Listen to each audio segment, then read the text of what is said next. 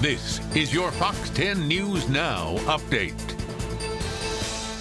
Hi everyone, I'm Sarah Wall with your Fox 10 News Now update. Nearly 2,000 new coronavirus cases reported in a single day across Alabama. The number of cases jumping to more than 77,000 across the state this weekend. We're told the two highest single day numbers throughout the entire pandemic recorded in Mobile County last week. Alabama Governor Kay Ivey's mask mandate, meant to help curb the spread of the virus throughout the state, is set to expire on Friday. So we'll be keeping an eye out for a decision this week on whether the mandate will be renewed. The roadmap to returning to class for many schools still in the works and ever changing. Many teachers and parents too are wondering whether the school is calling them back to in-person learning or whether it's all online. There are still many worries, some telling Fox 10 News a big one is who's going to keep their children if they're teaching and their children are learning by remote learning. Abigail Davis is a local teacher for the Alabama Education Association.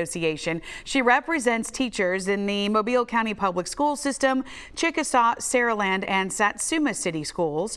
According to her, Mobile County Public School Superintendent Cressel Threadgill is buying cameras for his classrooms, and teachers will be able to instruct from there.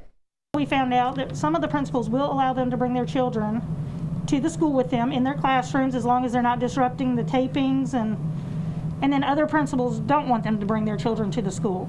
So it varies principal to principal.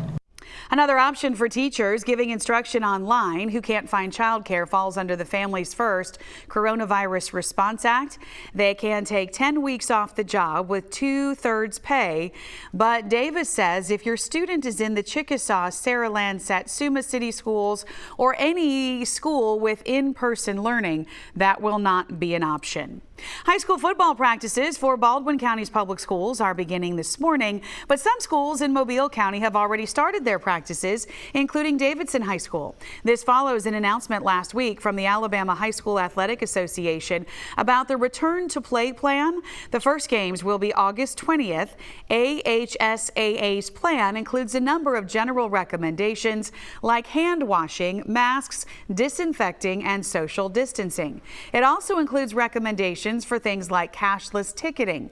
Sports may also see major rules changes. We have the complete breakdown for you on our website, fox10tv.com.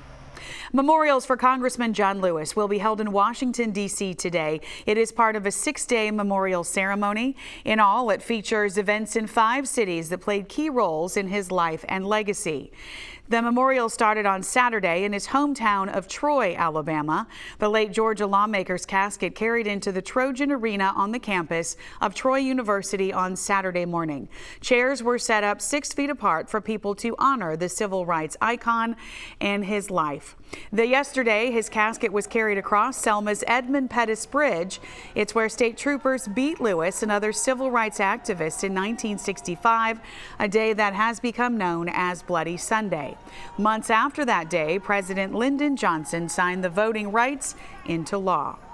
From there, Congressman Lewis's casket traveled to Montgomery, where the civil rights icon did lie in state yesterday at the Alabama State Capitol building. Starting this afternoon, Congressman Lewis's casket will lie in state in the rotunda of the U.S. Capitol in Washington, D.C., and it'll be there through Tuesday before his funeral in Atlanta, in Georgia.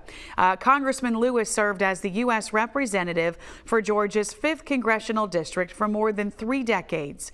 He passed away at the age of 80 after a battle with advanced pancreatic cancer. Many say they will carry his legacy by doing what Congressman Lewis championed, which is voting. Hey there everyone, I'm meteorologist Jennifer Lambers checking in on your tropics first thing for this morning. We are continuing to watch just the tropical remnants of what was Hannah as that continues to push further towards inland Mexico and with the sustained winds at 25 miles per hour. So weakening even further and soon to just be some of those rain showers. But right now moving further off into the Atlantic, we do have another wave to keep an eye on here on the Gulf Coast because these chances of development are very high, especially over the next 48 hours and the next 5 days. We're looking at that 80% chance within the next 48 hours, but then just after that 90%. So within the next day or two, we could possibly see another tropical depression or storm form, and that'll head further towards the Lesser Antilles and really something that we need to keep an eye on here along the Gulf Coast because that projected path could take it further towards the Gulf Coast. Let's go ahead and check on radar so far for this morning along the Gulf Coast here. We're just continuing to see some showers so far to kick off our morning. These will start to increase further into the afternoon and turn into thunderstorms as well. So let's go ahead and time it out on our futurecast starting off this morning. Continuing to see increased cloud cover and some light showers making an appearance by 8 a.m. mainly seeing the big bulk of precipitation further off to our west, really starting to increase around lunchtime and 1 p.m. This is going to be the biggest bulk time for some of these showers and thunderstorms, increasing by the time we get to 2 and 3 p.m. But luckily after that we will start to see it begin to clear out, making for a clear drive home and a dry drive home for your afternoon commute. But checking out this evening, we continue to see that increased cloud cover, isolated showers and thunderstorms still possible in for the picture. So starting off in the upper 70s so far for this morning, warming up into the lower to mid 80s for daytime highs, so not nearly as hot as we've been seeing, but we do have those scattered rain showers making an appearance mainly in the afternoon. Checking out that full 7-day outlook, 70% chance of rain showers for today, 80% for tomorrow, decreasing by the time we head further into midweek with those temperatures increasing as well. Thanks for joining us here on Fox 10 News Now. Stay tuned to Fox 10 News throughout the day for the latest updates. This has been your Fox 10 News Now update.